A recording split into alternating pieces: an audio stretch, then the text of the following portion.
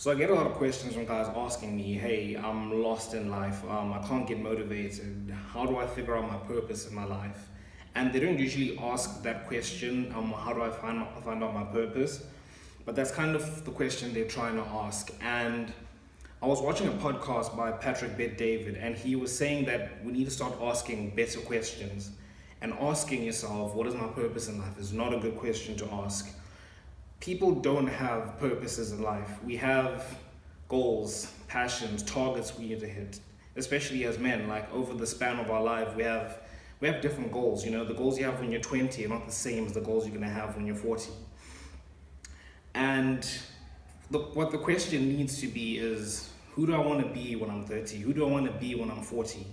Okay, you're not just gonna say, oh, what is my purpose in life, and you just have an epiphany one day and you figure it out. Like, that's not how it works. You need to, I say this all the time, you need to sit down. Take 30 minutes to just sit down, write down 3 goals. Just think, what are you trying to do? And the question you need to be asking yourself is, who do I want to be when I'm 30? Who do I want to be when I'm 35, when I'm 40? And work backwards from that. What do I need to do to get there at this point in my life? And once you get that, you've got sort of you've got a set point. And we hear this all the time, when things don't go to plan. You know, you set out a plan. We've seen that graph. I've even posted it on my story at one point. You know, success is not linear. There's dips, there's valleys, and there's peaks and whatever. And your plan's not going to go the way you want it to. All you need is a set point, and to get that set point of where am I starting, you need to ask yourself, who do I want to be when I'm 30, when I'm 35? You work backwards from that. What do I need to do now to achieve that? And once you've got that, you just start working. You just start chipping away at the goal. You start chipping away at it. And things might happen that change your direction. You might start having different goals or whatever.